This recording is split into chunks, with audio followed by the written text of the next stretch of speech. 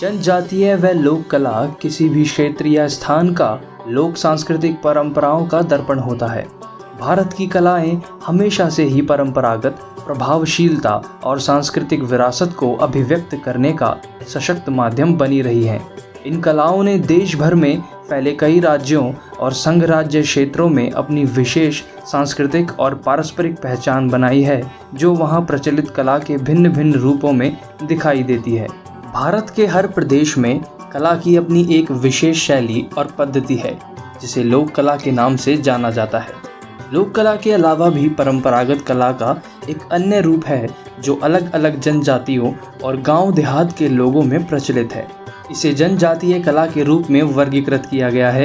भारत की लोक और जनजातीय कलाएं बहुत ही पारंपरिक और साधारण होने पर भी इतनी सजीव और प्रभावशाली हैं कि उनसे देश की समृद्धिशाली विरासत का अनुमान स्वतः हो जाता है। अखिल भारतीय लोक एवं जनजातीय कला परिषद व भारतीय जनजातीय कार्य मंत्रालय भारत सरकार द्वारा राष्ट्रीय जनजातीय नृत्य कला प्रतियोगिता का आयोजन संपूर्ण भारतवर्ष में आरंभ होने जा रहा है। यह सरकार का एक बहुत बड़ा प्रयास है। इसके माध्यम से भारत के सभी जनजाति कलाकारों को मंत्रालय के साथ प्रत्यक्ष रूप से जोड़ने का कार्य किया जाएगा। इसकी शुरुआत जनजातीय नृत्य कला प्रतियोगिता से आरंभ होगी। भारत के विभिन्न राज्यों में इन जनजातीय नृत्यों की प्रतियोगिता के माध्यम से सभी जनजातीय नृत्य कला के प्रतिभागियों को उचित इनाम राशि के साथ साथ मानदेय भी दिया जाएगा। भारत एक प्राचीन सांस्कृतिक देश है। यहाँ कला एवं संस्कृति में जनजातीय कला व लोक कला का अनूठा समन्वय दिखाई देता है। अपने परंपरागत सौंदर्य भाव और प्रामाणिकता के कारण भारतीय लोक व जनजातीय कला की अंतर्राष्ट्रीय बाजार में बहुत ही प्रबल संभावनाएं हैं। भारत की ग्रामीण लोक व जनजातीय नृत्य देखने में बहुत ही मनमोहक है, जिसमें सामाजिक, धार्मिक और आध्यात्मिक परंपराओं का मिश्रण देखने को मिलता है। भारत के आंचलिक नृत्य उन प्रदेशों की सांस्कृतिक विरासत को अभिव्यक्त करने का एक सशक्त माध्यम है। इन जनजातीय कला व लोक नृत्य के माध्यम से लोग हर मौके जैसे कि नई ऋतु का स्वागत, बच्चे का जन्म, शादी, त्योहार आदि पर अपना उल्लास व्यक्त करते हैं। हमारा उद्देश्य कई वर्षों से पूरे अलग थलग पड़े हुए अपनी पहचान को धीरे धीरे खोते जा रहे कलाकारों के लिए एक सशक्त मंच तैयार करना है। भारतीय जनजातीय कार्य मंत्रालय द्वारा किया गया यह एक सार्थक प्रयास है। इसके द्वारा हम भारत की जनजातियों की अनूठी नृत्य कलाओं को पूरे देश और विश्व के पटल पर लाएंगे।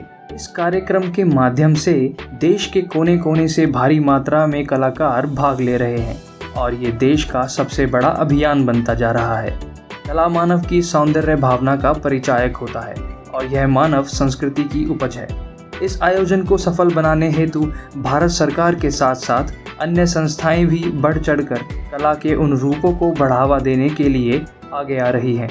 भारत की जनजातीय कला के उत्थान व सांस्कृतिक पहचान के लिए किए गए सतत प्रयासों से आज भारत की जनजातीय व लोक कला फिर से उस सृजनात्मक ऊर्जा को प्रतिबिंबित करती हुई जनजातीय लोगों की प्रेरणा का स्रोत बन रही है। हम आपको इस वीडियो में प्रस्तुत होने जा रहे गीत के बारे में संक्षिप्त कर देते हैं। खरिया जनजाति में यह गीत सहरोई पर्व के अवसर पर पूरे कार्तिक मास तक गाया जाता है। सहरोई पर्व में सभी खरिया जन एक जगह एकत्रित होकर नाचते हैं। इस गीत के माध्यम से एक सहेली अपनी सहेली से बोलती है कि गांव के बीच में एक गुलंची का फूल खिला है, जिससे मेरी एक सखी दिन रात मालाएं बनाती है और माला बनाते बनाते वो अपनी उंगली में चोट लगा लेती है। दूसरे भाग में पति पत्नी जंगल जाते हैं झाड़ू काटने और फिर दोनों एक दूसरे के पाँव की निशानी को देखते हुए घर पहुंचते हैं। तीसरे भाग में बताया गया है कि हम सभी लोग एक देश के निवासी हैं, छोटा बड़ा सब एक हैं, हिंदू मुस्लिम सिख ईसाई सब धर्म एक हैं। फिर गाया गया है कि आगे यमुना पीछे गंगा, जिनमें एक लड़के की बांसुरी बह गई। और अंत में बताया गया है कि कुंदरू की मचान के नीचे नेनुआ की बेल है, जिनके फूल दिन में मुरझाए रहते हैं और रात में दोनों फूल खिल जाते हैं। आइए इन सभी बातों का इस प्रस्तुति के माध्यम से अनुभव करते हैं।